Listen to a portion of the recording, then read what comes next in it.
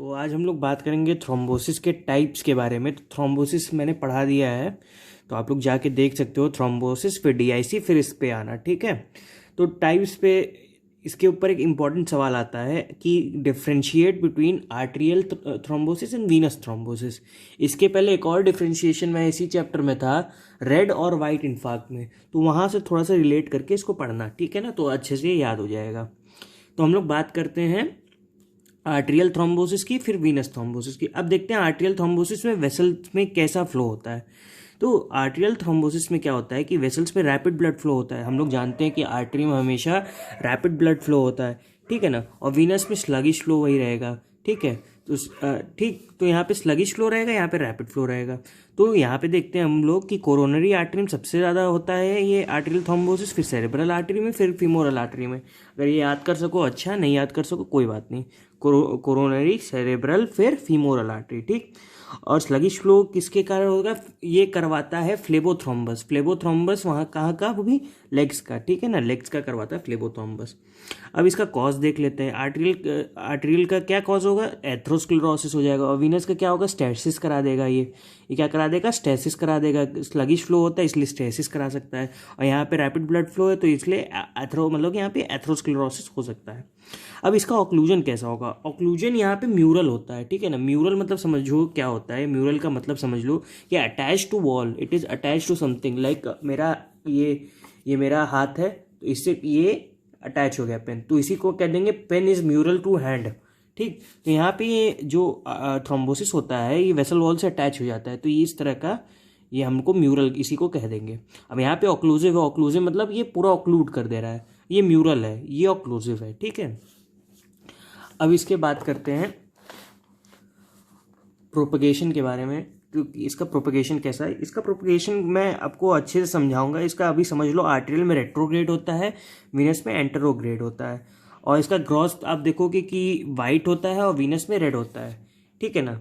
ये उल्टा होता है। आर्टेरियल जैसे आपने अपनी 11th-12th स्टैंडर्ड की बुक में पढ़ा होगा कि आर्टरी रेड होती है, लेकिन यहाँ पे उल्टा होता है। यहाँ पे वीनस में रेड हो जाता है थ्रोम्बस, और आर्टेरियल में कैसा होता है, वाइट हो जाता है। अभी प्रोपेगेशन के बारे में मैं बताऊंगा क्यों ऐसा होता है, ठीक है ना। दो डिफरेंस और तब से देख लो। एक माइक्रोस्कोपिक एग्जामिनेशन पे कैसा दिखेगा, आर्टेरियल में क्या क्या देखोगे आप, प्लेटलेट्स देखोगे और फाइब्रिन देखोगे। और वीनस में क्या देखो, वहाँ पे अगर मतलब कि वहाँ पे स्टेसिस हो जाता है ना, स्लगिश ब्लड फ्लो, तो वहाँ पे आरबीसीज भी होंगी और फाइब्रिन होगा, ठीक है ना। फाइब्रिन दोनों जगह होगा, लेकिन आर्टेरियल में प्लेटलेट्स होंगे, क्योंकि वहाँ पे आरबीसी इतनी तेज से फ्लो कर रहे हैं कि वो उनको जमा होने का टाइम ही नहीं मिलेगा। लेकिन वीनस में आरबीसी देख सकते हो। अब यहाँ पे आर्टेरियल में देखो कि इम्बोलाई जो होता है वीनस में ज़्यादा कॉमन होता है, ठीक है ना। जितना भी डीवीटी, डीप वेन थ्रोम्बोसिस, इतना ये सब सुने होंगे ना, तो डीप वेन थ्रोम्बोसिस से ही तो आता है अधिकतर इम्बोलाई जो होता है, ठीक है ना। तो इम्बोलिज्म जो है वीनस में ज़्यादा होता है और आर्टेरियल में कम होता है, ठीक है ना। तो अब बात करते हैं रेट्रोग्रेड और एंटोग्रेड प्रोपगेशन की, ठीक है ना। ये डायग्राम देखो, ये जैसे मान लो एक हार्ट है, ये हमारी आर्टरी है, ये वेन हो गया, ठीक है। अब क्या होता है, अगर यहाँ पे यहाँ पे क्लॉट बन गया आर्टरी में, ठीक, तो यहाँ पे क्या होगा कि अगर ब्लड फ्लो इस साइड है, क्योंकि हार्ट से तो जो होता है ब्लड फ्लो दूर जाता है, तो ब्लड फ्लो तो इस साइड है, दूर की तरफ। लेकिन जो क्लॉट होता है ना, क्लॉट ये हार्ट की तरफ मूव करता है। और क्यों मूव करता है, because of turbulent action of heart. Heart का एक टर्बुलेंट एक्शन होता है, जब वो पंप करेगा तो कोई भी खींचेगा ना एक तरह से। जैसे आर्टरी में कोई चीज पंप कर रहा है, तो अगर फिर रिलैक्स करेगा तो टर्बुलेंट एक्शन आएगा ना। तो वही टर्बुलेंट एक्शन के कारण जो होता है क्लॉट रेट्रोग्रेड मूव करता है, opposite to the blood flow, ठीक है ना। क्या लिखा है यहाँ पे देखो, because heart has turbulent action and clot moves towards it, ठीक है ना, यही चीज है। अब क्या होगा, वीनस में क्या होता है कि हार्ट की तरफ ब्लड आता है, तो यहाँ पे अगर क्लॉट फॉर्मेशन हुआ तो यहाँ पे भी ये होगा, मतलब कि टर्बुलेंट एक्शन से क्लॉट मतलब कि आएगा ही अंदर। तो यहाँ पे एंटेरोग्रेड इसीलिए हो गया, यहाँ पे एंटेरोग्रेड। कभी भी तुम याद रखना, क्लॉट हमेशा हार्ट की तरफ आएगा, ठीक है ना। आर्टरी में अपोजिट है तो इसलिए रेट्रोग्रेड, और वीन में उसके साथ ही आएगा, इसलिए क्या कहते हैं इसको, एंटेरोग्रेड, ठीक है ना। इस चीज को याद रखना इंपॉर्टेंट है। पर नेक्स्ट बात करते हैं antemortem thrombus and postmortem clot, ठीक है ना। अब क्या होता है कि आपको डिफ्रेंशिएट करना पड़ता है फॉरेंसिक मेडिसिन में कि क्या हो सकता है कि एंटीमॉर्टम थ्रोम्बस है या पोस्टमॉर्टम क्लॉट है। तो इसको कैसे तुम डिटरमाइन करोगे कि इसमें एंटीमॉर्टम थ्रोम्बस में ये फर्मली अटैच टू वेसल्स रहेगा, ठीक है, वेसल से फर्मली अटैच्ड होगा और यहाँ पे ब्लड जो है फ्लोइंग होगा, यहाँ फ्लोइंग ब्लड आपको देखने को मिलेगा, ठीक है ना। और पोस्टमॉर्टम क्लॉट पे क्या होगा,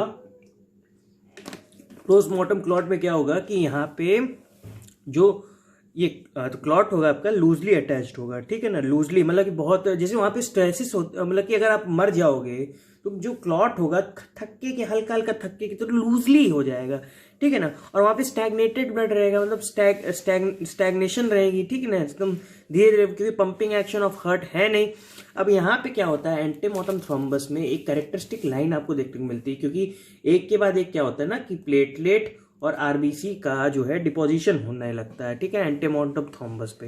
तो उसी कारण से हम लोग यहाँ पे एक देखते हैं lines of Zahn, lines of Zahn, ZAHN ना, लाइन्स ऑफ ज़ैन देखते हैं हम लोग। और यहाँ पे क्या देखेंगे कि चिकन फैट अपीयरेंस होता है, क्योंकि यहाँ पे जो आरबीसीज होती है लूजली अटैच्ड हो जाती हैं तो एक जगह डिपॉजिट हो जाएंगी और उसके ऊपर वहां से फैट आ जाता है, तो इसी को क्या कहते हैं, चिकन फैट अपीयरेंस। और यहाँ क्या देखेंगे अपन, यहाँ देखेंगे लाइन्स ऑफ ज़ैन, क्योंकि आरबीसी और प्लेटलेट कॉन्सेंट्रिक रिंग्स बना लेती हैं। अब fate of thrombus, fate of thrombus अंतिम बात करते हैं, थ्रोम्बस का टॉपिक यहाँ खत्म करते हैं। Fate of thrombus, fate of thrombus कैसे आप बताओगे, एक मेमोनिक याद कर लो, DOPE, डोप, डोप सुना होगा ना, बहुत ही शानदार शब्द है, ठीक है ना, अपनी जिंदगी मत उतारना बस, ठीक है ना, डोप, लेकिन उतार लेना कोई दिक्कत नहीं है, डोप जान लो क्या होता है, ठीक है ना। हम, आपका डोप कुछ और होगा, मेरा डोप अलग है, ठीक है। मेरा डोप क्या है, डिसोल्यूशन पहले करवा देता है। डिसोल्यूशन कैसे होगा, फाइब्रिनोलाइसिस से। फाइब्रिनोलाइसिस कैसे हो रही, टिश्यू जो प्लाज्मिनोजन था प्लाज्मिन कन्वर्ट हुआ, प्लाज्मिन क्या करवाएगा, फाइब्रिनोलाइसिस करवाएगा, ठीक है ना। वहां से क्या होगा, फाइब्रिनोजन डिग्रेडेशन प्रोडक्ट निकलता है। क्या कहाँ का कैरेक्टरिस्टिक फीचर थ्रोम्बोसिस का मैं बता चुका हूँ। अब यहाँ पे दूसरा क्या है कि ऑर्गेनाइजेशन। अब ये जो अपना थ्रोम्बस है ये ऑर्गेनाइज अगर कर गया तो सॉलिड मास बना लेगा, ठीक है ना। और पी से प्रोग्रेशन आपका होगा कि ये स्प्रेड भी कर सकता है, और ई से इम्बोलाइजेशन हो गया अगर उसी थ्रोम्बस का इम्बोलाइजेशन हो गया, ठीक है ना। तो ये थी आपकी थ्रोम्बोसिस के बारे में, ठीक है ना। कुछ क्वेश्चंस होंगे तो पूछ लेना कमेंट सेक्शन में, और नोट्स आपको डिस्क्रिप्शन में मिल जाएंगे, ठीक है ना। चलो बाय।